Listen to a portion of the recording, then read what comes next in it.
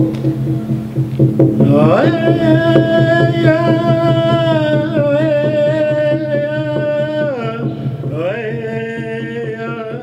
so now I want to talk about, I always like that guy down there, that Trump guy. He's always talking about making America great. Y'all hear that when he says that, I'm make America great? I'm like, let me tell you when America was great. Let me just tell you that, buddy.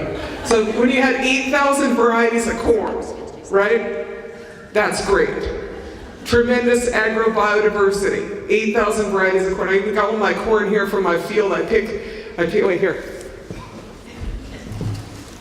I picked this yesterday in my field before I left. I said, oh, I got to pick my corn, and then I start picking, then my family picked. But this is a Dakota white flint corn. It's a heritage variety.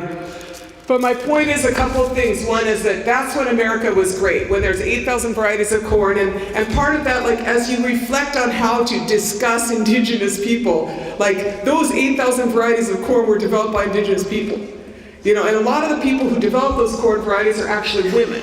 Women are the best seed savers and the best ones for seed selection, because why? One is we know, like, we're usually in the garden. Two, you know how it saves and you know how it cooks, right? Because you don't want to, like, grow something that don't taste good, right? Or doesn't cook well, right? So Indigenous women is who have had historically and presently have this vast intellectual capacity to develop tremendous agrobiodiversity. That was before Monsanto, Syngenta, and all them guys, right? What I'm saying is that there's somehow in this mythology that's created in Canada and the United States, this idea that modern agriculture is what exists. Modern agriculture is like an aberration. Industrialized agriculture is an aberration. And these tremendous agrobiodiversity, 250 species of grass in this territory here. I often drive, so I drive up here and I think, I wonder what Louis Riel looked at. I wonder what my ancestors looked at.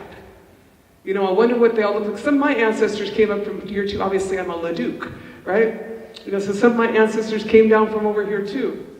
And when I said, what did they look at? And they looked at 250 species of grass in the prairie. And the next slide there, 50 million buffalo, single largest migratory herd in the world. Now that's when America was great. That's when America was great. And I think about that because it's really important not to have like an ecological amnesia. I've heard that term, ecological amnesia, which is when you forget what was there. In some places you might see it more, where they say, I remember that I heard that once there used to be wild rice there, right? Or, but you forget, like, that you used to be able to drink the water, right? And we've become this society that now drinks bottled water. And they're in a city, and they bring me the bottled water in a thing. I said, I'm just going to drink your tap water. Y'all pay for your taxes. You should have water that's drinkable in a city, right? What I'm saying is like, how dumbed down did we get that we forgot that once we could drink the water from a stream, and now at least I want to be able to drink the water and not wait for some water purification system to come. So it is this like continuum, and I want to be alert, I want to be present, I don't want to forget anything. And I want to actually live in the same ecosystem that my ancestors lived in. That's a lot of my responsibility and my covenant with the Creator, is to take care of that which was and that's which is, and make it even better. So 50 million, and now they got 28 million cattle in the same ecosystem. Act like that's going to work out. All those cattle require like massive fossil fuels, feedlots, antibiotics. So what sense did that all make? You understand what I'm saying? At some level. And that's the difference between Anishinaabe thinking and industrial thinking, or you might call it, I'm calling it actually the Wendigo economy. That's what I'm referring to it as, and I think we ought to just call it out. I told you I'm an economist by training, and I've been trying in every mechanism and every strategy to talk about this economy in some way, that makes sense. And, but an economy that destroys the wealth that is our source, our Mother Earth, is not an economy that is sustainable. It's not. But 50 million buffalo, that's when America was great. America was great when you could drink the water. America was, great with a tremendous cultural diversity, of all of our people. That's when America was great. And that is the same thing here. Y'all know that because it is the same ecosystems. And I could make fun of that crazy guy with orange hair, but it's the same thing.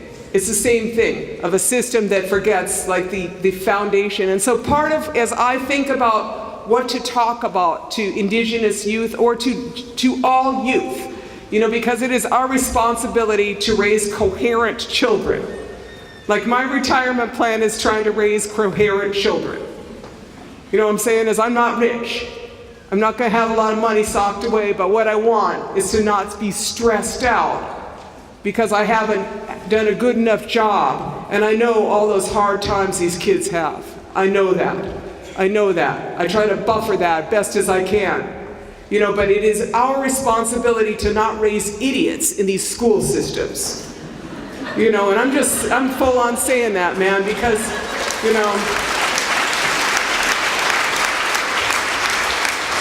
I don't know where Donald Trump got his education, but he's a complete idiot.